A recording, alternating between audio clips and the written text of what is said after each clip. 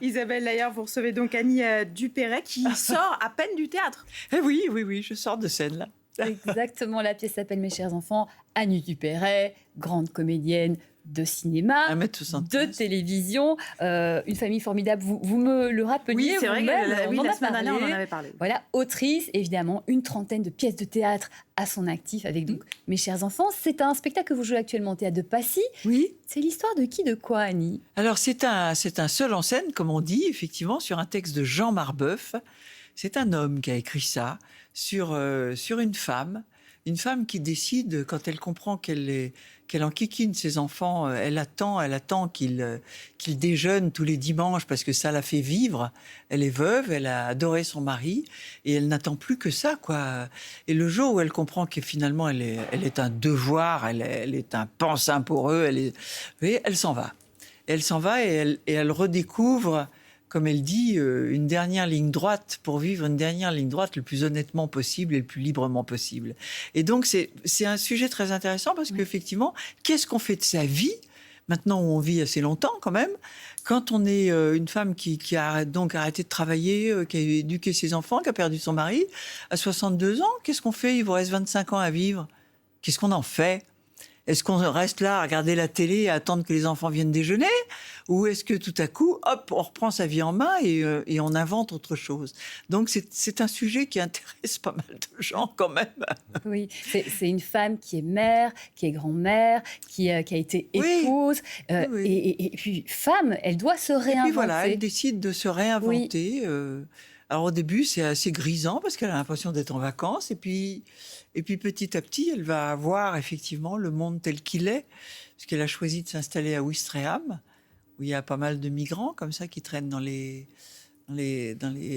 elle prend conscience de tas de choses très tardivement. Oui, elle va finir par essayer de combler le vide et trouver du sens un peu à sa vie. Parce que c'est un beau, c'est vraiment. Alors c'est une chose étrange à faire parce que c'est comment dire, c'est un rôle et à la fois c'est un texte à incarner. C'est-à-dire c'est un texte à habiter. Donc, c'est assez troublant à faire d'ailleurs, parce qu'il y a des choses légères, puis comme ça, on passe d'une lettre à l'autre à des choses très émouvantes, à des cris du cœur, puis à des choses drôles. C'est très varié, et ça me bouscule moi-même un peu. Voilà. Qu'est-ce qui vous a convaincu justement? Jean Marbeuf a écrit et mis en scène. Il vous propose ce texte. Qu'est-ce qui vous fait dire « Ok, je le fais » ? Eh bien, tout simplement, j'ai reçu ça, j'ai vu des lettres à mes enfants. Bon, j'ai dit, ça doit être charmant. J'en ai lu 3, j'en ai lu 4. Je me suis dit, bon, je vais en lire un petit peu, puis on verra après. J'ai pas pu le lâcher. Et j'ai appelé Jean immédiatement dans la foulée en disant, d'accord. Et après, j'ai eu peur. Pourquoi?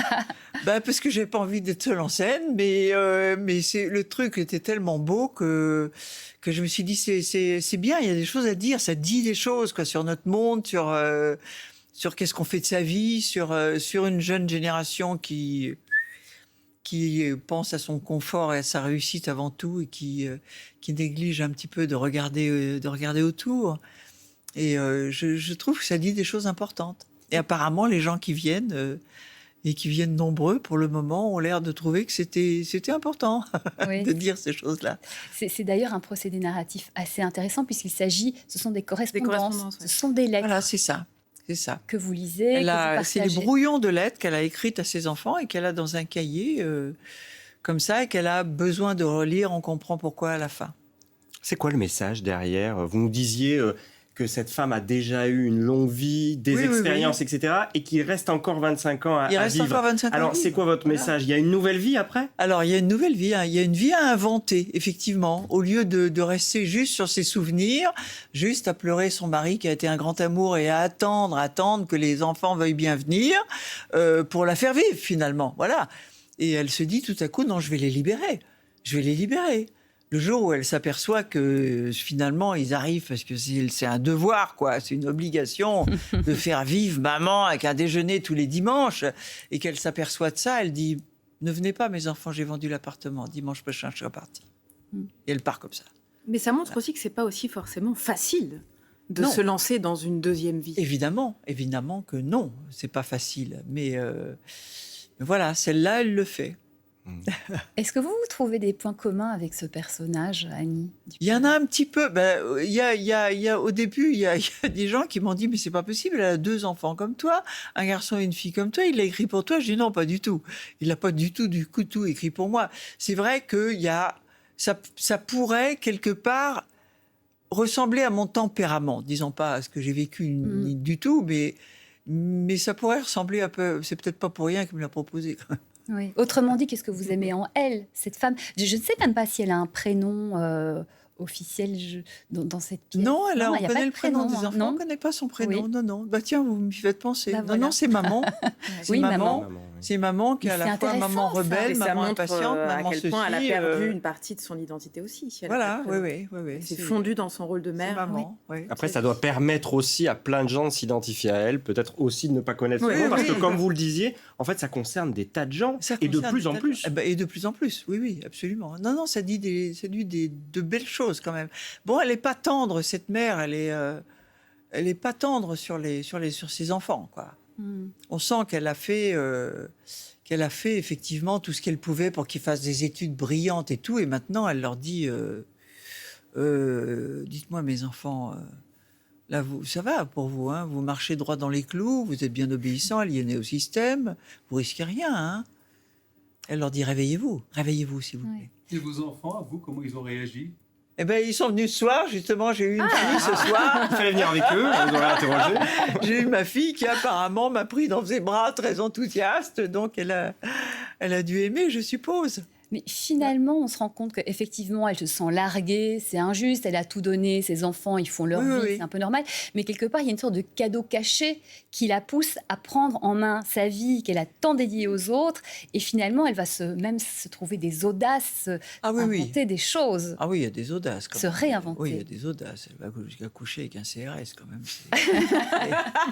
Par inadvertance. Hein. Et elle dit la Sans vie faire est exprès. facétieuse quand même. Oui, tout en aidant les réfugiés. Voilà, c'est pour ça. Oui.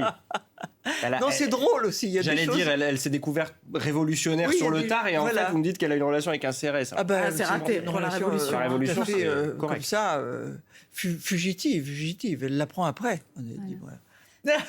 Voilà, c'est un message, c'est le message qu'on transmet. Oui. Je dois avouer que moi aussi, j'ai eu un doute en voyant cette pièce. Je me suis dit, mais c'est pas sa vie, puisque je connais un peu la biographie. Mais voilà, vous nous embarquez dans ce voyage. Et je Ouais, pense ouais. vraiment que les messages passent. Je Et ça l'habite, va faire du je l'habite, bien. ce texte. Et à voilà. beaucoup de femmes et d'hommes aussi Oui. qui se sont beaucoup Oui, occupés oui, des oui. autres. Oui, oui. Mm. Annie Dupéret au théâtre de Passy à Paris. Merci beaucoup Oui. d'être venue nous voir tout en adrénaline en sortant du théâtre ce soir. Merci. Merci Christian pour les soirs. On se retrouve demain. Merci beaucoup Isabelle. On se retrouve la semaine prochaine.